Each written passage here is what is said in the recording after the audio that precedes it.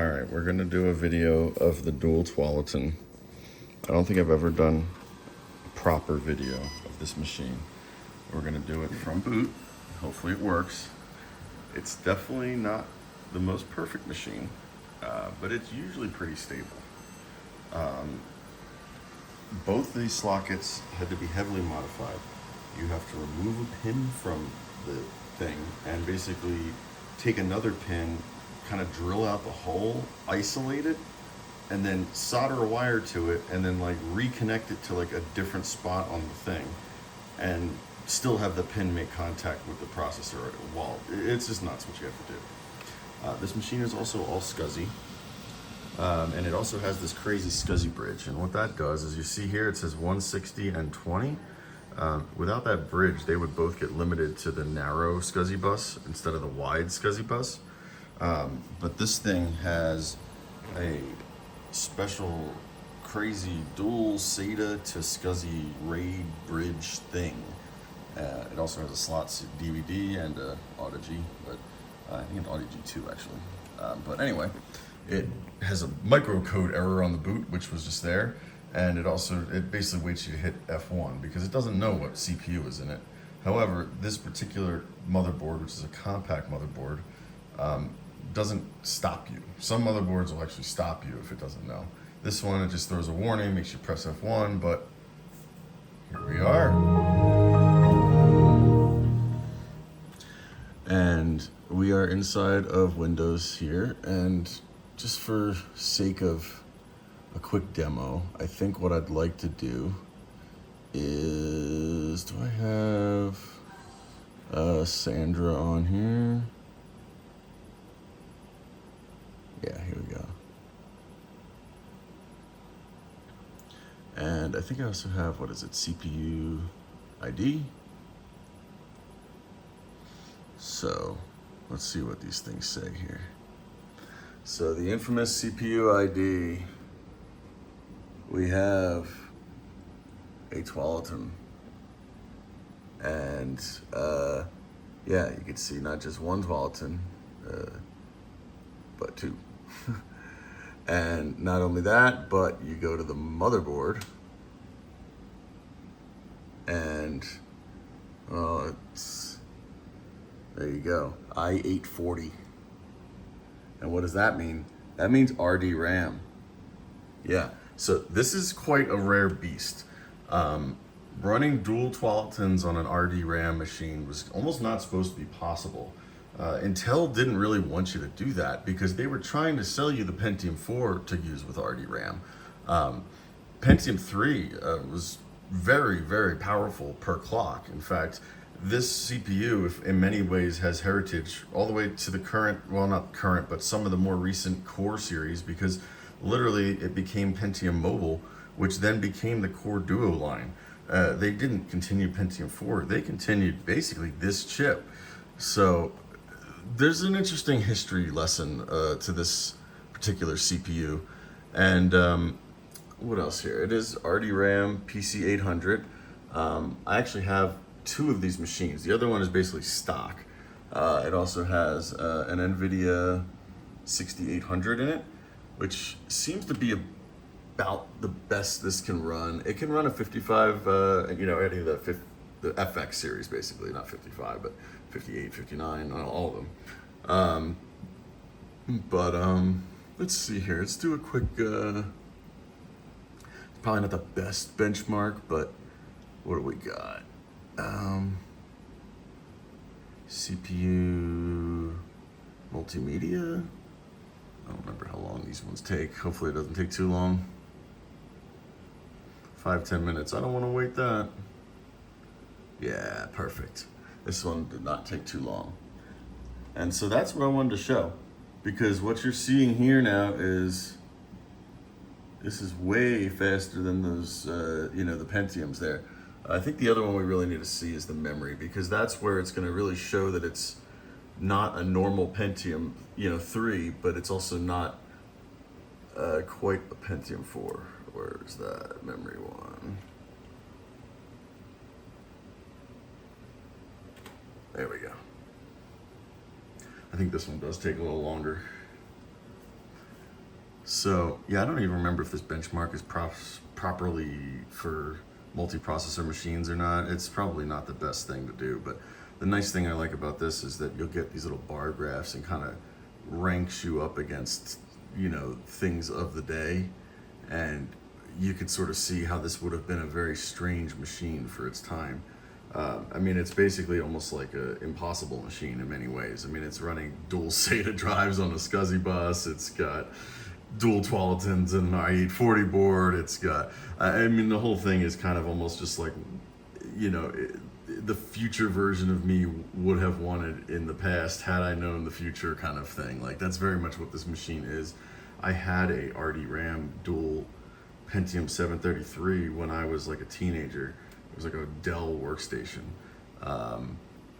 And I left it back east when I moved out here, so I didn't bring it with me. But unfortunately, I don't think that motherboard would have been very useful for this anyway, because I don't think it lets you kind of get past that screen. So without some kind of BIOS mods or whatever else, it would have probably been a little bit hosed anyway. Yeah, some other stuff sitting here we can talk about in the meantime. We've got my industrial Model M. We've got my Model F AT. This is the 440 machine, which has the Orpheus 2 in it right now.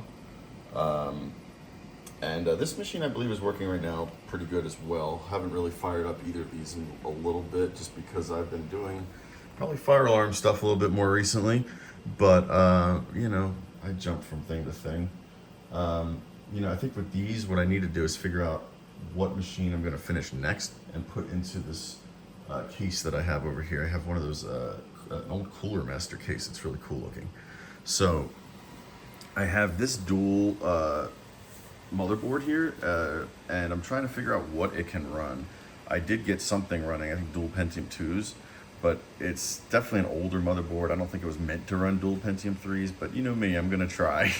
So I'm gonna play around with some sockets. I might have to bridge that one pin to get the dual SMP on the copper mines or whatever. I think you have to, there's a pin that I think doesn't actually exist on the slot kits that you need to add. So I think I'll have to try to add that.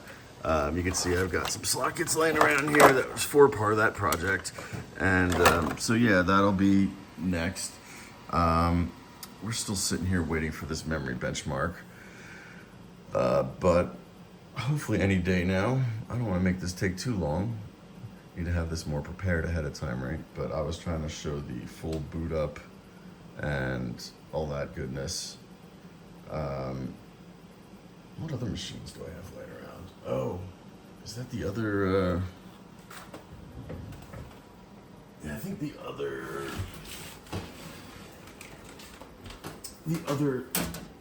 This is the other K6 machine.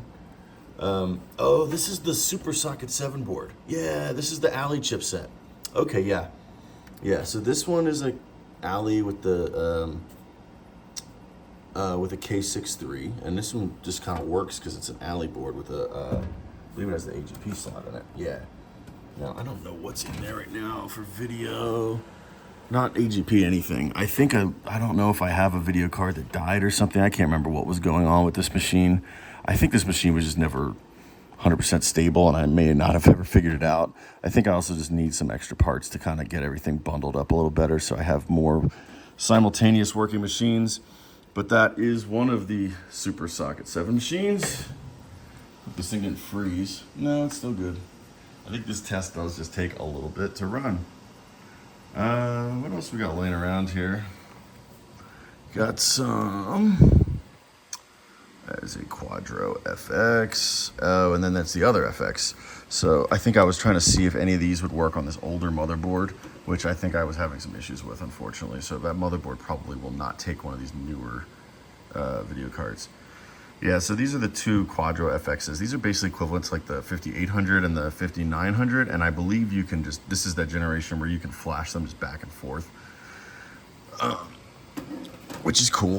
For these, I think there's just like almost like a flaw in them. They were known for like burning themselves up, and I think the problem was the original way they did the heat spreaders on them was almost, once the stuff dried up, it was almost just pushing itself away from the chip so it wouldn't make contact. And I think that's probably why they were burning up. I almost do like a mod on these to fix that, and I haven't had one burn up on me. So, maybe that was the problem. And just in time. And so as you can see, it's well, it actually does realize sort of that it's a RDRAM machine because it sticks it right up against the an i840 666 there. Yeah, interesting. It's not maybe a little faster, but you know, I haven't really tuned or tested this machine a little bit, so very well could be that this is not the best possible result. But I don't want to keep this going too long. We're about at the 10-minute mark here. Trying to think if there's anything else to talk about with this machine. I mentioned the SCSI stuff. Yeah, it's got this cool old Lian Li case. It even has a fan speed adjustment. If you see on the front here, change the fan speeds. And I love the cases with the big open grills like this. Just kind of cool looking. This is another old Lian Li case, but there's a much newer computer inside there. I think it's a 3rd gen i7 or something like that. But I love those old Lian Li cases. I've used them for years. So yeah, I'm actually probably going to free up some more of those because I have 2 new builds using the new Lian Li, like with the glass, and some of the other older ones I had are going to get freed up. So probably some of these things, which is perfect. It's nice not having to buy new cases. So yeah, until next time is a quick update on some of the old PC stuff. And it's really good to see this old machine still working. You know, I spent hours modifying these slot kits, and it's always just like fingers crossed every time I press the power button on this thing and it boots. And here we are, you know, year or 2 later, and the dual Tualaking is booted. So yeah, until next time, everyone.